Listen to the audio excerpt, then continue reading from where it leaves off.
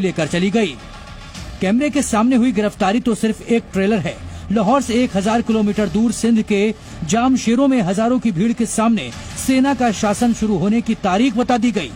पाकिस्तान में विपक्षी नेता पीर सिगवतुल्लाह शाह रशीदी ने नई सरकार को लेकर बड़ा दावा कर दिया है। चुनाव होने के 9 दिन बाद भी अब तक सरकार नहीं बन पाई है, लेकिन वो सरकार कितने दिन चल पाएगी इसका खुलासा आज हो गया है। विपक्षी नेता की बातों में छिपे डर को समझिए।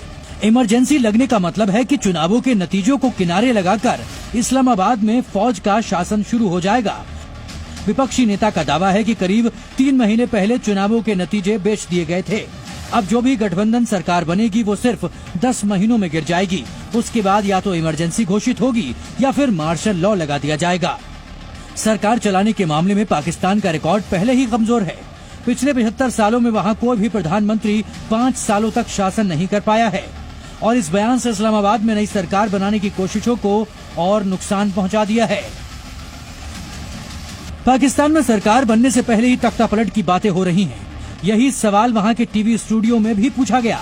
सबके मन में एक ही सवाल था कि आर्मी का शासन कब शुरू होगा। पाकिस्तान में 2024 के चुनावों के बाद 1977 की बात होने का मतलब समझिए।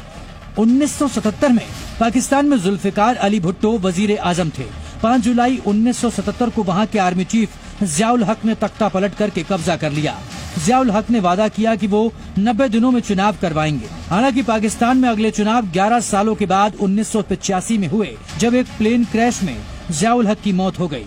इसलिए पाकिस्तान में फौजी शासन की बात से नेताओं को कुर्सी दूर खिसकती दिख रही है। इसी बीच पाकिस्तान के चुनावों में धांधली को लेकर बड़ा सबूत आ गया है। रावलपिंडी के कमिश्नर लियाकत अली चट्टा ने कैमरे पर चुनाव में गड़बड़ी का पूरा फॉर्मूला बता दिया और इसके साथ ही पाकिस्तान की इज्जत धुआं हो गई। कमिश्नर ने सबसे बड़े सवाल का जवाब नहीं दिया, जिसके ऑर्डर पर ये जीतने वाले उम्मीदवारों को हराया गया, उसका नाम नहीं बताया। हालांकि पाकिस्तान में सबको पता है कि आर्मी चीफ के अलावा कोई और ऐसा आदेश देने की हिम्मत नहीं कर सकता। फिलहाल रावलपिंडी कमिश्नर के खुलासे ने किसी एटम बम जैसा धमाका किया और कमिश्नर लियाकत अली ने जिस शख्स का नाम नहीं लिया, उसी के इशारे पर सिर्फ 60 मिनटों में ही उसे गिरफ्तार कर लिया गया। पाकिस्तानी पुलिस कमिश्नर लियाकत अली को लेकर किसी सीक्रेट जगह पर गई है। उसके बारे में किसी को भी खबर नहीं है। ये भी हो सकता है कि आने वाले दिनों में लियाकत अली को पागल बताकर पूरे मामले को रफा दफा करने की कोशिश की जाए। कुल मिलाकर पाकिस्तान में सेना के खिलाफ आवाज उठाने पर 2 लोगों की गिरफ्तारी हुई है। पहले नंबर पर इमरान समर्थक नेता हैं और दूसरे पर रावलपिंडी के कमिश्नर। अगर इन खुलासों को सच माने तो शहबाज शरीफ का प्रधानमंत्री बनना और आसिफ जरदारी का राष्ट्रपति पद पर बैठना नामुमकिन दिख रहा है। फिलहाल पाकिस्तान का आंदोलन थमता नहीं दिख रहा, क्योंकि विपक्षी पार्टियां अभी वहां सड़कों पर विरोध कर रही हैं। पाकिस्तान के लिए आगे कुआं और पीछे खाई वाली हालत है। सरकार बने या न बने मुसीबत तय है। वहां चुनाव परिणाम में सेना के दखल की बात सबको पता है। हालांकि अब पाकिस्तान में दूसरे देशों का दखल भी शुरू हो गया है। पाकिस्तान मीडिया के मुताबिक सऊदी अरब की सेना और खुफिया एजेंसी की एक टीम पाकिस्तान में 2 दिनों के दौरे पर आई है। इस टीम के सदस्यों ने पाकिस्तानी अधिकारियों से बातचीत के दौरान इमरान खान के खिलाफ कड़ा एतराज दर्ज कराया है। असल में इमरान खान की पार्टी ने एक शिया मजहबी पार्टी मजलिस वहादते मुस्लिमीन के साथ गठबंधन का ऐलान किया था। शिया मजहबी पार्टी के साथ मिलकर इमरान खान सरकार बनाना चाहते थे, पर सऊदी अरब से आई टीम ने पाकिस्तान को बताया कि इमरान खान का ये फैसला अच्छा नहीं है।